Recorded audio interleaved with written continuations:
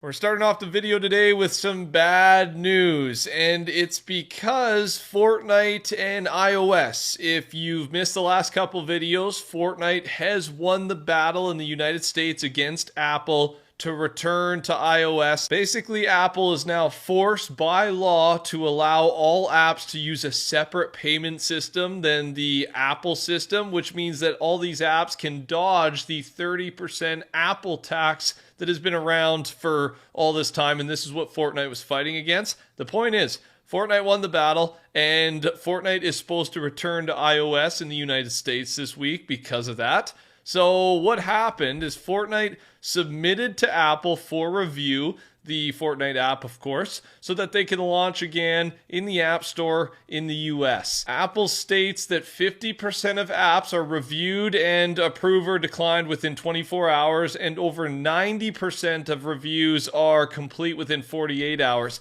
It has now been over 3 days, almost 4 days, since Fortnite has put the app in for review, and still no response. I did not think this was going to go smoothly, honestly. I would be surprised. Obviously, Apple is not happy with Epic Games and Fortnite. The amount of money that they are primed to lose because of this Epic legal battle loss, it could end up being in the billions, right? So they're not too happy, right? Epic Games and Apple, they're not buddies. And yeah, they're going to make this as hard as possible, I'm sure, for Fortnite to make its way back. Now, at what point does this become a problem, right? What is a reasonable amount of time to review Fortnite? I don't know if you can keep doing this for months, because then Epic can go back to the courts and say, okay, this is ridiculous, right? They're keeping us off the App Store. What's going on here? So we'll keep you updated as time goes on here, but it could be any minute. Honestly, I'll update this comment if anything happens,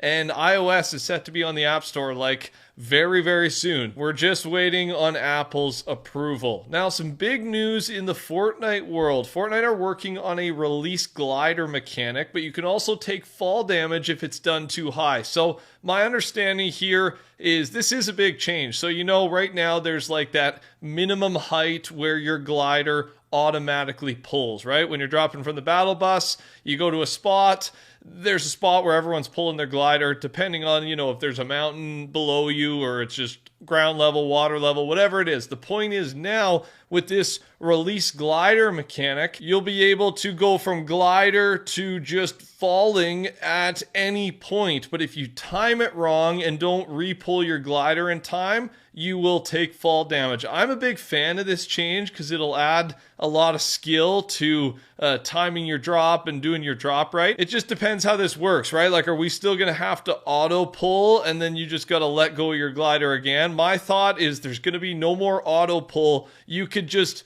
drop the entire way down if you wanted to, but if you don't pull your glider, then you're just gonna die upon taking fall damage. We'll see how they do this. I'm excited they're reworking the glider system a little bit, right? We've had kind of the same system, it feels like now, since the start of Fortnite. We'll have to wait and see. Subscribe, turn your noties on. I will keep you up to date.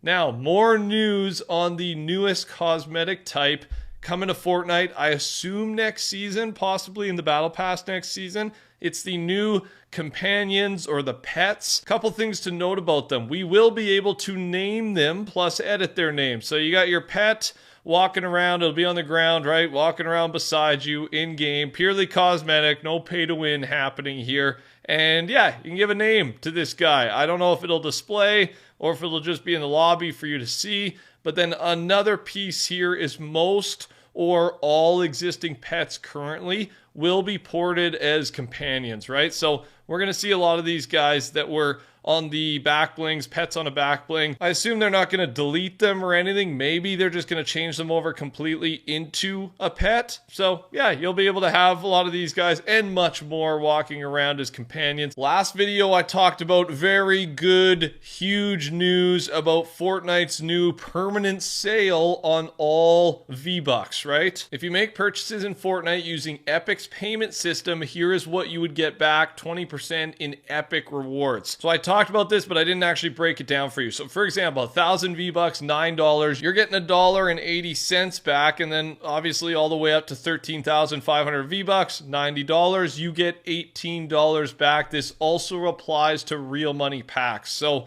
yeah, think of it as a gift card, right? You're not actually getting money back in your account, but you're getting 20% of the value of all your purchases back as Epic rewards that you can spend on anything in the Epic Games Store or Fall Guys, Rocket League, anything really attached to the Epic Games name. You are saving 20%. This is related to the Apple Epic Games legal battle because the whole point is now that on the App Store, Epic Games wants you to use the Epic payment system so that, one, the customer can save money, and then Fortnite, of course, is saving money as well. Really, the only loser here is Apple, and that's why they're taking so long on the review here, right? A little bit of payback for the big loss. Kind of a great update here, change here from Fortnite, just passing on the savings to the customer, to the player, to us. What to expect this Thursday? We got a brand new update, of course, with the Star Wars season here. We got General Grievous. We're going to have new collabs, emote skins, Darth Jar Jar, Mandalorian, Wookiee feet, and then the Jawa Blaster, the return of the Wookiee Bowcaster, Walking Dead times Fortnite Creative 1D later, and then Unlockable Shop, Season 3 leaks, and much more. Most of the stuff there is confirmed. Some is just kind of generalizing what we see most updates. I will, of course, keep you updated when that update drops. Talking a little bit about Season 3. So we know it's superheroes themed. There's been so many insider leaks, inside source spills over the last couple of videos that I've talked about. So it's a superhero academy theme, is what the insider is saying. So the Season 3 Superheroes trailer could get shown during Summer Game Fest. Summer Game Fest takes place June 6th, which is 2 days before Season 3 begins, and Epic has used this event to show off a trailer before. That's what happened with the Wilds season. So yeah, just a date to mark down in your calendar. We'll of course let you know as we get closer, but could be the reveal of the Season 3 trailer if it's not leaked before then. More Season 3 news. A new melee weapon is in the works, and this is from Lulo. Although how it will work is unknown, it will have a secondary attack known as a burst. He's got a bit of a theory here. It ties into the Robin skin. We know Robin is going to be in the Battle Pass next season, it seems like. And maybe this will be some sort of Nightwing baton mythic. That's the guess, but there is something in the files, a melee weapon, and Robin is theorized for the Battle Pass.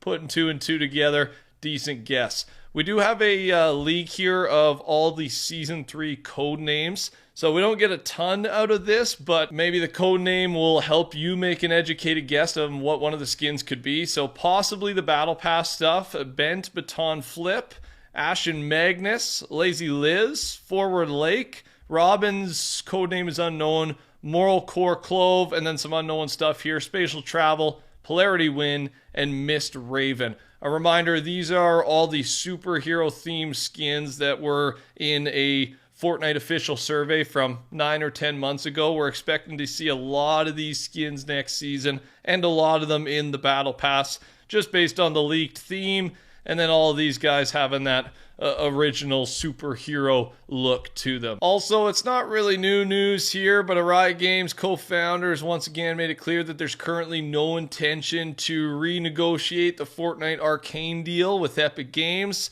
basically saying no, the IP rights terms are too onerous. So, I mean, they just keep saying no in different ways. I don't really know why this is a big deal, right? Just the return, especially not even new Arcane skins, but just these skins returning. Who knows which side is being more difficult, Epic Games or the League of Legends team, Riot Games? It could be either way. But yeah, more bad news, but I mean, they've said it basically 3 different times now. It does not look like these skins will ever make a return. There will be an upcoming Sabrina Carpenter concert in-game leaked today by Lulo, and it'll be made by the guys that did the Metallica and Karol G concert. It'll have its own playlist. It'll feature about 6 songs and run for about 10 minutes. Not sure when this is happening, but Apparently it's getting worked on. And then finally, if you're wondering why we always see the superhero skins in the shop every week, right? Different versions of them.